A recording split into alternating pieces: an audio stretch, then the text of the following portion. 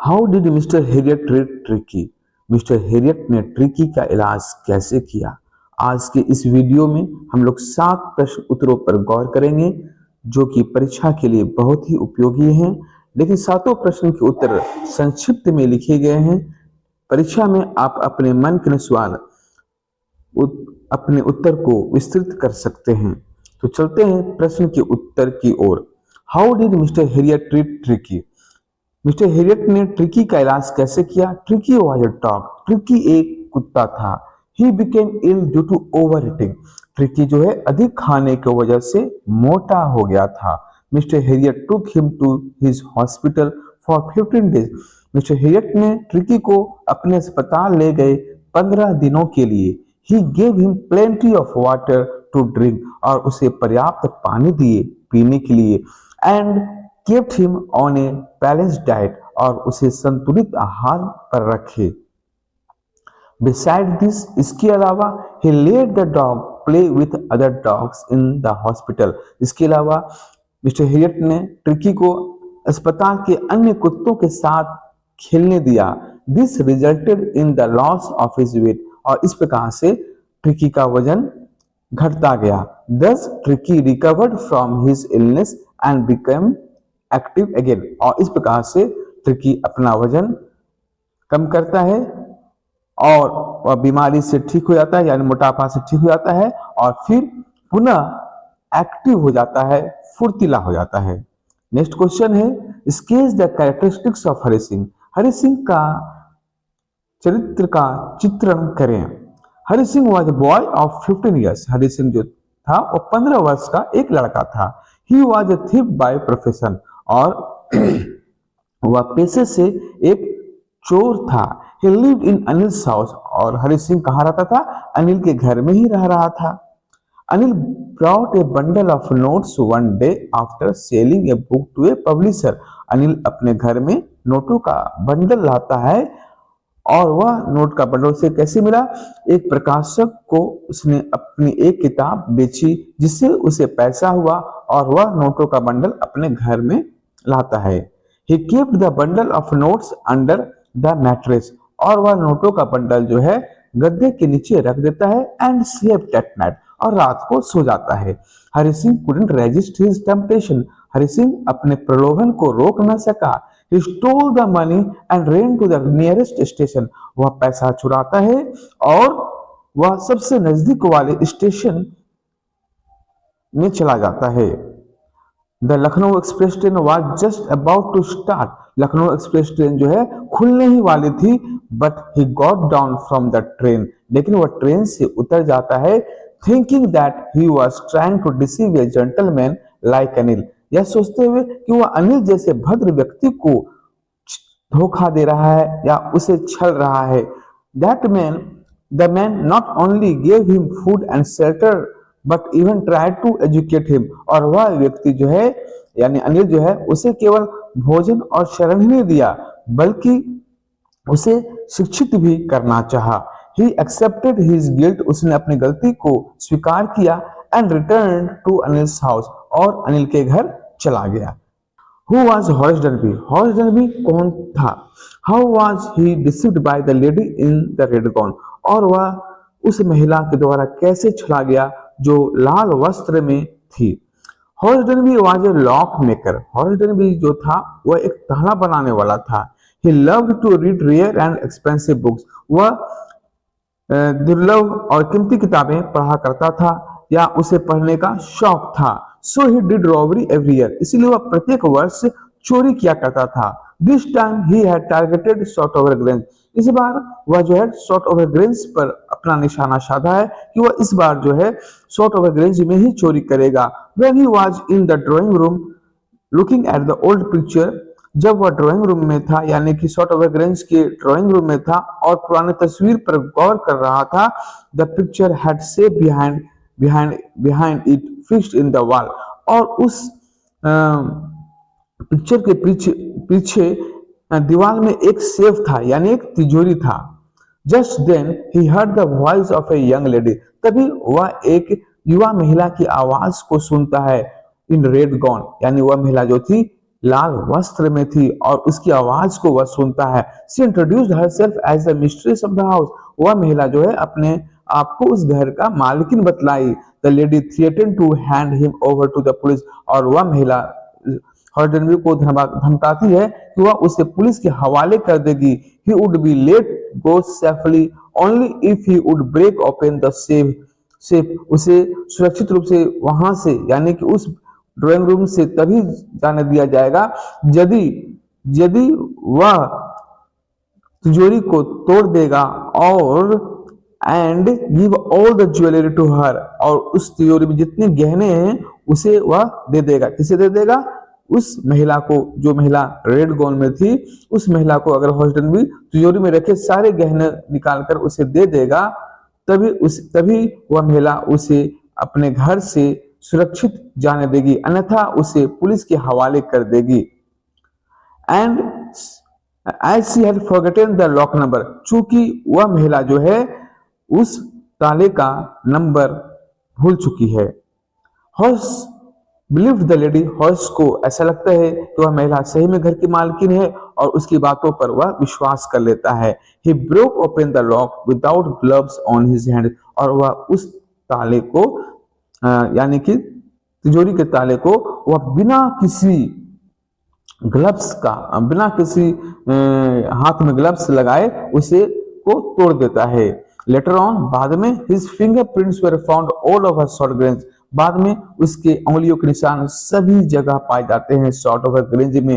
He was arrested by the police for the robbery. और उसे police के द्वारा गिरफ्तार कर लिया जाता है चोरी के जुल्म में। जो शॉर्ट ओवर ग्रेंज में चोरी हुई थी, उस चोरी का सबूत यही था कि हॉर्स डनबी की उंगलियों के निशान शॉर्ट ओवर ग्रेंज की सभी जगहों पर जहां तहां पाए गए थे और उसी के आधार पर पुलिस ने हॉर्स डनबी को अरेस्ट कर ली। Thus the lady in the red gown deceived him। इस प्रकार से वह महिला जो लाल वस्त्र में थी हॉर्स डनबी को छल दी और वह सारा गहना ले लेती है और चली जाती है, लेकिन उंगलियों के निशान की वजह से हॉर्स डनबी पुलिस के गिरफ्त में आ जाता है और उसे सलाखों के पीछे रखा जाता है। चलते हैं नेक्स्ट क्वेश्चन की ओर। How was Max killed? Max कैसे मारा गया? यह क्वेश्चन द मिडनाइट विजिटर से है। Max was a nefarious person. Max जो है एक दुष्ट व्यक्ति था। He entered Ausable's rooms to get the secret file. Max जो है ऑजेबल के कमरे में आया था सीक्रेट मिसाइल फाइल लेने के लिए, यानी कि रहस्यमयी मिसाइल फाइल लेने के लिए। ऑजेबल द सीक्रेट एजेंट, ऑजेबल जो जासूस था, told him that the missile file was not with him. ऑजेबल ने कहा मैक्स को कि मैक्स अभी वह फाइल मेरे पास नहीं है। It was yet to come by midnight. वह फाइल जो है मध्य रात्रि को आएगी या आएगा। Till then he was asked to hide on the balcony. तब तक उसे कहा गया कि जब तक की फाइल आएगा तब तक तुम बालकनी में छुप जाओ। That was beneath the window. और वह बालकनी कहाँ था? खिड़की के ठीक नीचे था। Max believed his words. Max को उसकी बातों पर विश्वास हो जाता है। इसकी बातों पर विश्वास हो जाता है ऑजेबल की बातों पर। To get out of the hands of the police, police के हाथों से बचने के लिए he decided to jump on to the balcony. वह पुलिस के हाथों से बचने के लिए वह बालकनी में छलांग मार देता है थ्रू द विंडो, खिड़की से होते हुए।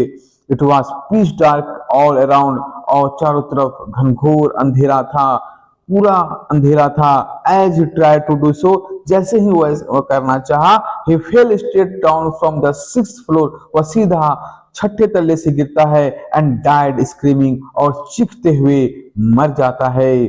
Thus max was killed by ऑजेबल without any weapon। इस प्रकार से मैक्स जो है बिना किसी हथियार का मारा जाता है ऑजेबल के द्वारा। नेक्स्ट क्वेश्चन है स्केच द कैरेक्टरिस्टिक्स ऑफ भोली। भोली के चरित्र का चित्रण करें। भोली वाज ए गर्ल। भोली एक लड़की थी। She had pock marks on her face. उसके चेहरे पर चेचक के दाग थे। And stammered while speaking. और जब भोली बोलती थी तो हकलाती थी। She had become a laughing stock in her society. वह जो है समाज में, अपने समाज में एक हंसी का पात्र बन गई थी। The lady teacher asked her name. Lady teacher ने उसका नाम पूछा। भोली hardly could utter her name. भोली मुश्किल से अपना नाम बोल सकी। एज भ भ भ भो।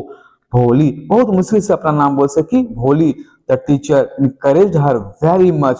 टीचर ने उसे बहुत ही उत्साहित किया टू स्पीक, बोलने के लिए, and to come to school regularly, और उसे प्रोत्साहित किया कि वह नियमित रूप से स्कूल आते रहे। When she was to be married to Vishambarnath, जब उसका विवाह विशंबरनाथ से होने वाला था, then a lady pulled down her veil, तब एक महिला ने भोली के घूंघट को खींच दिया। विशंबरनाथ नोटिस्ड भोलीज अगली फेस। विशंबरनाथ ने भोली के बदसूरत चेहरे को देख लिया। He refused to marry her, Vishambarnath ने कहा, ना, मैं इस लड़की से शादी अब न करूंगा। Then Ramlal, Bholi's father, put down his turban at Bishambarnath feet, तब रामलाल ने अपनी पगड़ी, रामलाल कौन थे? रामलाल भोली के पिताजी थे। उन्होंने अपनी पगड़ी उतार करके के विशंबरनाथ के कदमों पर रख दिया। And pleaded to marry his daughter, और उसने आग्रह किया विशंबरनाथ से कि वे उनकी बेटी से विवाह कर ले। The mean and greedy person agreed to marry only on the condition that he would be given 5,000 rupees as dowry, और वह नीच और लोभी इंसान इसी शर्त पर भोली से शादी करने के लिए तैयार हुआ कि यदि उसे 5,000 रुपए दहेज के रूप में मिलेंगे तभी वह भोली से विवाह करेगा। But when Vishambarnath wants to put the garland around भोली's neck, लेकिन विशंबरनाथ जब फूलों का माला भोली के गले में डालने जा रहा था, भोली gave a jerk to his hand, भोली ने अपना हाथ बढ़ाया और उसके हाथ में एक झटका दिया। Like a streak of lightning, बिजली की फुर्ती के तरह उसके हाथ में झटका दी भोली ने। She road in the marriage crowd, और वह जो है उस विवाह की भीड़ में वह दहाड़ती है that she would not marry such a greedy and mean person, कि वह वैसे लोभी और नीच व्यक्ति से शादी नहीं करेगी। The lady teacher standing at A corner, महिला शिक्षिका जो किसी कोने में खड़ी थी, ऑफ द क्राउड, भीड़ के कोने में खड़ी थी, वॉच्ड ऑल विथ प्राइड, और यह सब वह गर्व से देखती है। Bholi decided to remain unmarried all her life, Bholi ने निर्णय लिया कि वह आजीवन अविवाहित रहेगी। And to serve her parents in their old age, और अपने माता पिता का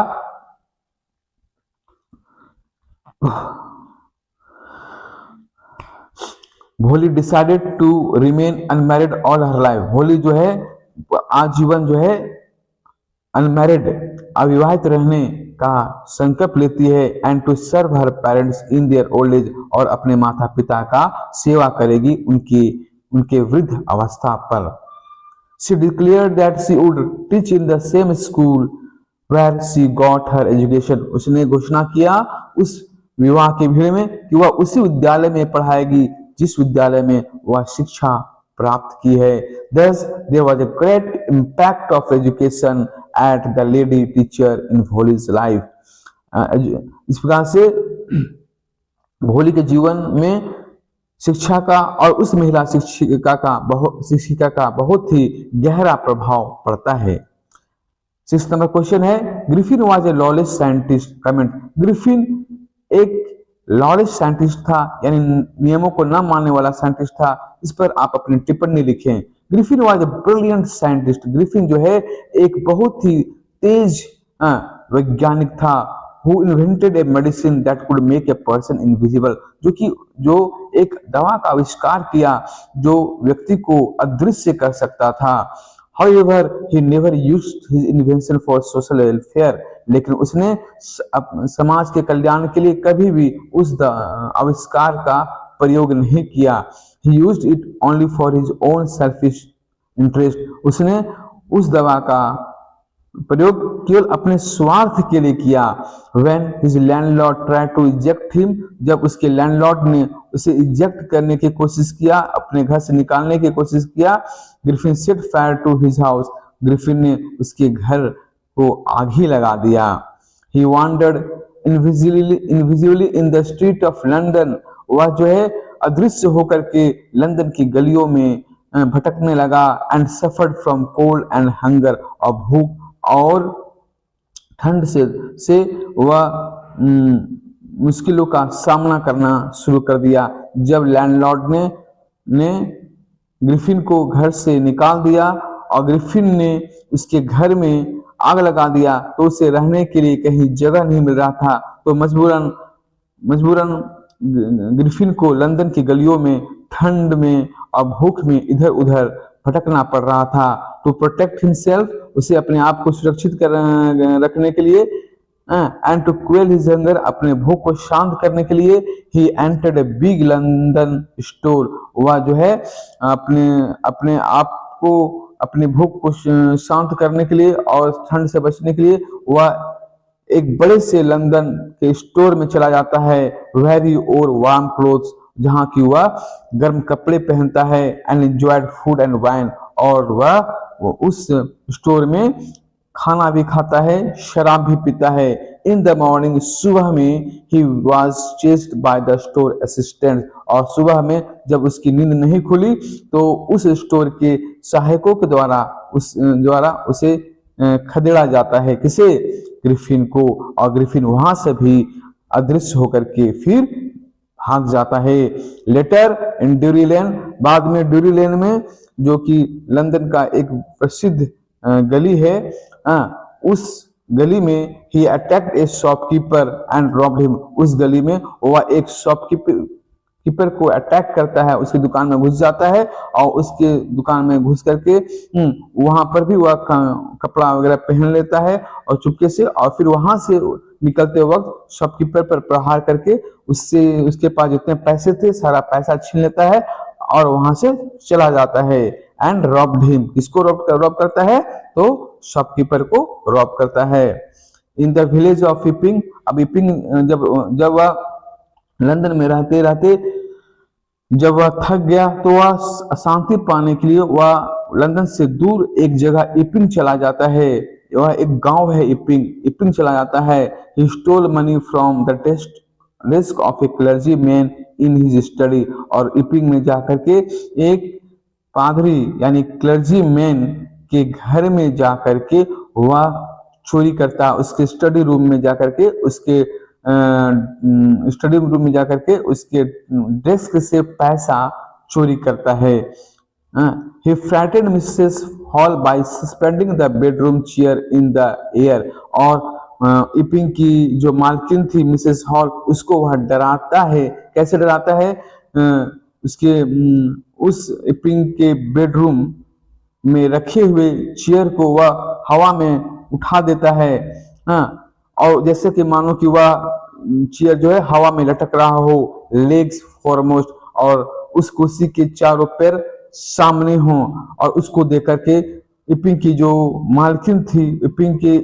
मालकिन थी वह डर जाती है कि यह भूतहा दृश्य है कि यह कुर्सी जो है हवा में ही तैर रहा है, इसे देखकर वह डर जाती है। He also knocked the constable unconscious and escaped, और जब जाफर को बुलाया जाता है ग्रिफिन को पकड़ने के लिए, तो वह जाफर पर भी प्रहार करता है। ऐसा प्रहार करता है कि जाफर बेहोश जाता है, और जब सभी लोग ग्रिफिन को इनमें पकड़ना चाहे तो ग्रिफिन फिर से अपने कपड़े को खोलता है, दवा पीता है और वहां से अदृश्य हो जाता है और बच निकलता है।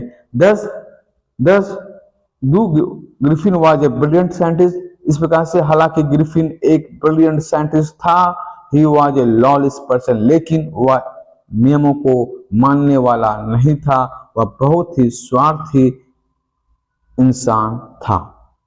नेक्स्ट क्वेश्चन है, आखिरी क्वेश्चन है, how did the necklace ruin Matilda and her husband. Necklace जो है मटिल्डा और उसके हस्बैंड को किस प्रकार से बर्बाद कर दिया, इस पर चर्चा करें। तो इसका आंसर इस प्रकार से है, Matilda is the central character of the story. Matilda जो है नेकलेस कहानी का केंद्रीय पात्र है। She is an over desirous lady. वह जो है बहुत ही इच्छाओं से भरी हुई महिला है, फुल ऑफ वर्ल्डली एक्सपेक्टेशन, और उसमें सांसारिक अपेक्षाएं बहुत हैं। To attend the party of the ball, ball party को अटेंड करने के लिए she demanded a new dress and a necklace from her husband. और बॉल पार्टी को अटेंड करने के लिए यानी नृत्य समारोह को अटेंड करने के लिए वह अपने हस्बैंड से ड्रेस मांगती है, और ड्रेस ही नहीं एक हार भी मांगती है। और उसके हस्बैंड का नाम क्या रहता है? Mister लॉयजल। Mister लॉयजल gave her 400 francs to buy a new and a beautiful dress। Mister लॉयजल ने मटिल्डा को 400 फ्रैंक्स दिए, जाओ मटिल्डा तुम एक सुंदर सा ड्रेस ले लो, एक नया ड्रेस ले लो। He had saved the amount to buy a hunting gun।